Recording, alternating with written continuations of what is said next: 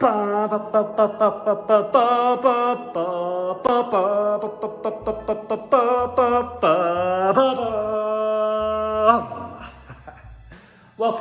and what you are about to see is a collaboration I did with two tango dancers here in Medellín, more specifically in Envigado, where they are going to be sharing what their brand of tango is all about, who they are as a person, and relating what tango means to them. And on top of that, their most upcoming high-level tango competition this September in Buenos Aires, where there'll be over, so I've been told, 500 couples. That's over 1,000 people, roughly, competing in the world's largest tango competition in Buenos Aires. When we're talking about 1,000, that's bigger than many villages, towns in Alaska, where I'm from, which is always mind-blowing when I put that in perspective. What we're gonna see is a conversation and filming of them dancing, as well as many other content I'll be sharing of theirs, photos and videos that I just filmed in a theater with them this evening. And I gotta learn more about them, as well as I went to their home, had pizza with them from a local pizzeria, which is muy rico, it's fantastico. On top of that, I gotta meet the daughter, Isabella, who has a bakery. She's, I believe, 11 or 12, somewhere around that age. She has a bakery, and her company or bakery is called Dulce Bella, Sweet Bella, short for Isabella. And yeah, it was just a really fun time connecting with them over tango, and it created more opportunities from that. So I'm really looking forward to sharing more about who they are, what they stand for, and what tango means to them. And I'm so excited for David's journey coming up here, where he's riding his motorcycle here in Medellín all the way down to Buenos Aires. Not exactly sure how long it's gonna take, but it's definitely gonna take some time. Once he's in Buenos Aires, he's gonna be there for 3 months with the main focus and goal of enhancing and improving his tango. And from a first conversation I had with him, I was able to give him the idea of, you know what, man? I'm living in a dance school right now. I'm living at this dance school, the El Candome dance school here in Manila, in Poblado, in Medellín. Maybe you can do the same thing. And he's like, dude, that's a brilliant idea. I'm gonna look into staying at a dance school, because if you really want to become what you want to become, it makes sense to hang out and be where the people that you want to become are always at. So, boom! Idea of staying at dance school achieved. Without further ado, let's get right into it. Enjoy learning more about David and Laura when it comes to what tango means in their life and what they're doing to spread their interpretation of tango and the many values they get from that. May you enjoy, and see you on the other side. Ciao, ciao.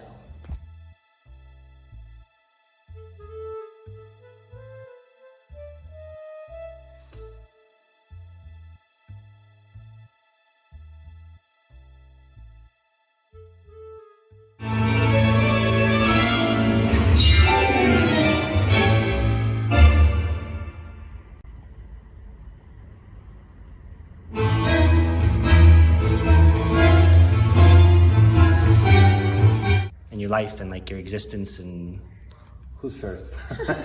Okay, I must be honest, 6 years ago, tango was just a genre of music, a nice one, just a genre of music. Now it becomes not only passion, it's love, it's company, it's culture, it's a full lifestyle of wellness. It's ton of things in my life. This is how I share a lot of time with my wife, with the life, and there are a lot of words that came up to my mind based on tango, but I will let when I think about tango, I think about my life. This is my life. This is the story of my life. Tango has difficulties. Tango has has also like happiness, has all the emotions that you can feel. So when I dance tango, I feel in my real life. That's great. And also I wake up and I'm thinking immediately about tango. And then when I go to bed, I also think about tango. Wow. Yeah, so you you definitely eat, breathe, and sleep tango, right? Indeed. Oh. Can you share a little more on how Tango Colombia kind of started about, for example, with like the consciousness adding to tango, Right. like NLP? Yeah. So we both are. We started our let's say method. Our self call us Tangolombia, and inside that branding we just mix a little bit of NLP with tango, and based on our experience, like dancing, living, eating, breathing together, tango, and we come up with something we call tango consciente, conscious tango, and it's the mix of it.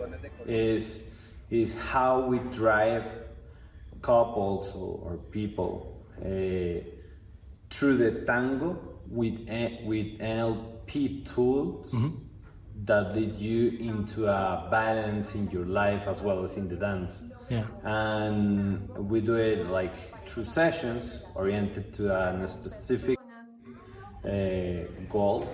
For instance, engage a couple, or just workshops with companies, academies, or a group of people that just want to understand what a little bit conscious tango is. And it's not only with NLP tools, it also has to be with communication and also with the dancing, with the tango dancing. So we mix all those three tools and we find out that those are very helpful for people and for the relationships. So in our experience, it helps a lot to our tango and to our life also. So we can see this as NLP applied with the cues of the tango. So you have like three games. Yeah.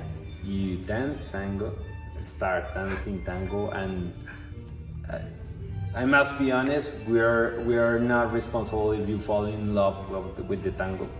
But you start with the tango path as well as you make for yourself the NLP as a tool to balance your life and understand aspects of your life. And you spend time on building yourself, your health, and overall your wealth. And even better with your couple or with someone close to you. Most of the time it happens during 8 sessions, but we also can give like workshops for groups. And then, as David said before, we don't know if people fall in love with tango. Then maybe people will ask for more and more tango. Yeah. Let's hope. One thing I'm really admiring you guys for with the brand you're looking to continually create is you want to, through your brand, you want it to be like a part of like who you are, in a sense, like things you really value and things you cherish, and then also incorporating elements you like for lifestyle, whether it's like travel, for example, and you want to integrate with your brand the element of travel to just broaden the horizon of who you can introduce tango and NLP to, like have.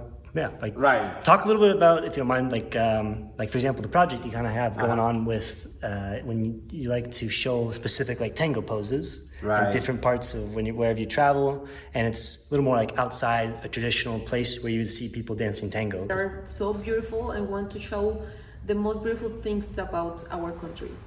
Right. So the story comes like, we'll fall in love with tango and we start traveling because we love traveling, as we just mentioned. And at some point we were traveling and we did like, let's take up a picture, but not a regular one. Just make something like tango one, and we did a pose.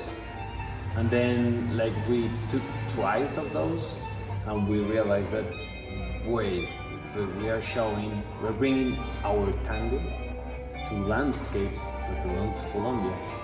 So we can mix like the tango and Colombia. Then there you go. Then we have Tangolombia, and that's how Laura just mentioned. And finally, and as a result of everything, we've been bringing tango to everyone, to everything in our life. Later in September, like the championship. So I guess David, where you can like touch on. So this coming Saturday, you're preparing, and you're not prepared. You're pretty much already ready, but you're leaving.